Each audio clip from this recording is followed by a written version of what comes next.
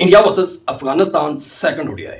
India ने toss जीतकर पहले बैटिंग करने का फैसला किया और उनका ये फैसला बहुत ही बेहतरीन और बहुत महत्वपूर्ण साबित हुआ। इंडिया ने बहुत ही बेहतरीन बैटिंग का मुजाहरा किया और बहुत सारे कई रिकॉर्ड अपने नाम किए और लिखवाए, चाहे वो ज़्यादा मार्जिन से जीत वाला हो, चाहे बड़ी पार्टनरशिप के लिए हो। और इस मैच में इंडिया के कैप्टन ने बहुत ही बेहतरीन 154 रन की इनिंग खेली, जो कि तेज तरीन है उनकी जानब से। और अगर ओवरऑल देखा जाए तो बहुत ही बेहतरीन बैटिंग का मुजाहरा किया इंडिया ने, बहुत ही बेहतरीन फील्डिंग का मुजाहरा किया और बहुत ही बेहतरीन बॉलिंग का मुजाहरा किया।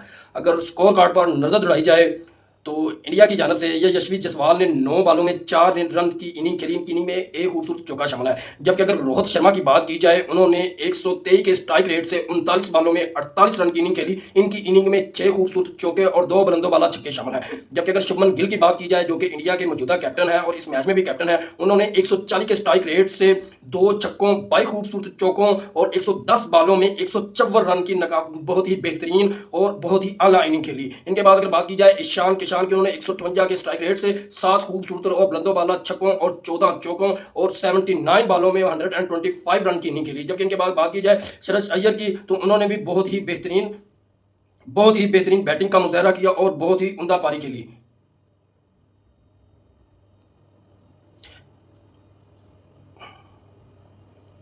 जबकि अगर बात की जाए श्रेयस अय्यर की, उन्होंने 24 बॉलों में 24 रन की इनिंग खेली 108 के स्ट्राइक रेट से। इनकी इनिंग में एक खूबसूरत चौका और एक लंबा बुलंदो वाला छक्का शामिल है। जबकि केएल राहुल बहुत ही बदकिस्मत बैट्समैन रहे इंडिया की जानब से आज इस ओडीआई में, उन्होंने 0 रन किए महज एक बार में। जबकि उनके बाद अगर बात की जाए वाशिंगटन सुंदर की, तो उन्होंने 100 के स्ट्राइक रेट से 19 बॉलों में 19 रन की इनिंग खेली। इनकी इनिंग में भी एक खूबसूरत चौका शामिल है। जबकि अगर उनके बाद की बात की जाए गुरनूर बार की, उन्होंने 7 बॉलों में 3 रन की इनिंग खेली। अर्शदीप सिंह ने 4 बॉलों में 3 रन की इनिंग खेली। जबकि कुलदीप यादव ने 3 बॉलों में 3 रन किए। और उनके बाद अगर बात की जाए प्रिंस यादव की, उन्होंने 5 बॉलों में 5 रन किए। इस इनिंग और इस मैच की टर्निंग पॉइंट इनिंग थी शुभमन गिल की, जो कि इंडिया के कैप्टन है। और उनके बाद थी ईशान किशान की, जिन्होंने 125 रन किए, जो कि बहुत ही बेहतरीन बैटिंग थी। जबकि अगर बात की जाए अफगानिस्तान की बॉलिंग की, तो अफगानिस्तान की बॉलिंग की जानब से एएम गजनफर ने 10 ओवर में 69 रन देकर 1 विकेट हासिल की। जबकि मोहम्मद सलीम सैफी ने 8 ओवर में 75 रन देकर 1 विकेट हासिल की। जबकि अगर उनके बाद बात की जाए नगालिया करौट ने 10 ओवर में 76 रन देकर 4 विकेट हासिल की। जबकि उनके बाद की बात की जाए राशिद खान की, उन्होंने 8 ओवर में 48 रन देकर 3 विकेट हासिल की। और अगर बात की जाए इंडियन की विकेटों की गिरने की, तो ये यशस्वी जायसवाल 9 रन पे पहले आउट होने वाले थे। जबकि दूसरे आउट होने वाले थे रोहित शर्मा, जो कि 96 रन पर आउट हुए। जबकि तीसरी विकेट की शराकत में बहुत ही बेहतरीन और रिकॉर्ड याफ्ता पार्टनरशिप लगी शुभमन गिल और ईशान किशान में। जबकि आउट होने वाले थे तीसरे ईशान किशान, जो कि 320 पर आउट हुए। जबकि चौथी विकेट गिरी शुभमन गिल के नाम से 360 पर। जबकि पांचवी विकेट गिरी केएल राहुल के नाम से, जो कि 360 पर। जबकि छठी विकेट गिरी श्रेयस अय्यर के नाम से, जो कि 371 पर। जबकि सातवीं गिरी गुरनूर बार की 387 पर। जबकि आठवीं विकेट गिरी अर्शदीप सिंह की 392 पर। जबकि वाशिंगटन सुंदर 396 रन पर 9वें आउट हुए। जबकि 10वें आउट हुए प्रिंस यादव 402 रन पर। और अगर देखा जाए इनकी जानब से बेहतरीन जोड़ी की, यानी कि बेहतरीन पार्टनरशिप की,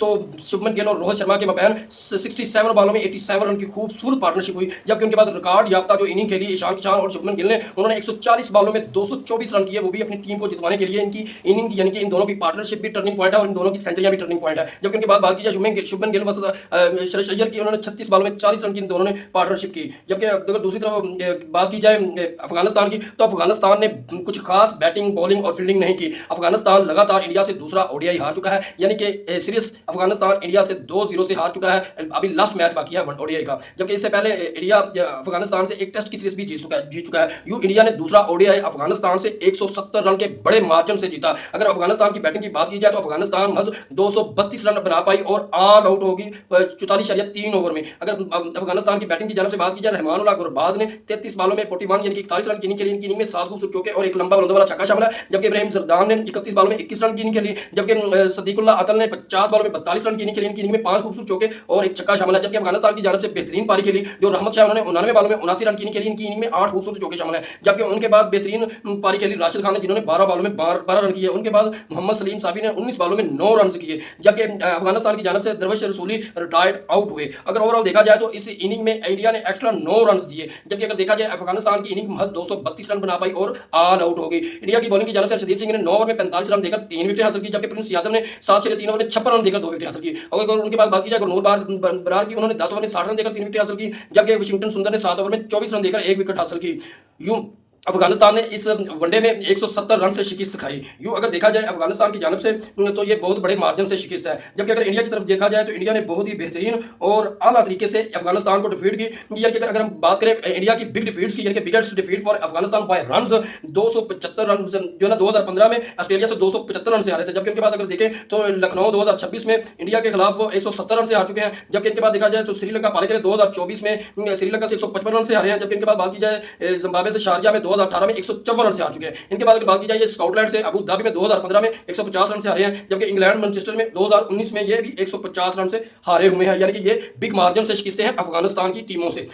तो इस लिहाज से इंडिया ने अफगानिस्तान को यानी कि दूसरे नंबर यानी कि 170 रन से शिकस्त देकर दूसरे नंबर पर आ गए हैं अफगानिस्तान को बड़े स्कोर में जो ना डिफीट करने वाले हराने वाली टीमों में। जबकि अगर बात की जाए तो इन दोनों के टीमों के कंपैरिजन की दोनों टीमों का कंपैरिजन जरा भी नहीं है, यानी कि आसमान और जमीन का इन दोनों टीमों में फासला है। अगर इंडियन बैटर बॉलर और फील्डर्स की बात की जाए तो वो आला तरबियत याफ्ता है कि उनके ऊपर इंडियन यानी कि बीसीसीआई बहुत ज्यादा इन्वेस्टमेंट कर रही है और वो बेहतरीन प्लेयर पिक करते हैं किसी भी टीम के खिलाफ। जबकि अगर अफगानिस्तान की बात की जाए तो अफगानिस्तान की टीमें ना ही मुकम्मल बॉलर हैं और ना ही मुकम्मल बैट्समैन है। सब वो कहते हैं फड़फड़ा के टीम मुकम्मल की हुई है। अगर बात की जाए तो अफगानिस्तान की ये होम सीरीज थी तो अफगानिस्तान ने बजाय शारजा दुबई में खेलने की बजाय इंडिया को अपना घर तस्लीम किया और अपनी सीरीज से इंडिया के खिलाफ इंडिया में खेली। अगर इंडिया की जानब देखा जाए तो इंडिया अपने होम में ये शिकस्तें दे रहा है। अगर अबू धाबी दुबई या फिर शारजा में होता तो हो सकता था कि अफगानिस्तान इनको मुश्किल वक्त में डालती। जबकि अगर पहले मैच में देखा जाए तो अफगानिस्तान ने बेहतरीन बैटिंग की थी, वो भी 25 ओवर में। जबकि अफगानिस्तान के पास बॉलिंग ना होने की वजह से अफगानिस्तान पहला मैच इंडिया से हारा है। जबकि अगर दूसरे मैच की बात की जाए तो दूसरे मैच में भी बिल्कुल ही वैसा हारा है। ना ही अफगानिस्तान की फील्डिंग चल सकी है, ना फील्डिंग ने क्विक रिस्पॉन्स किया और ना ही बैटिंग ने।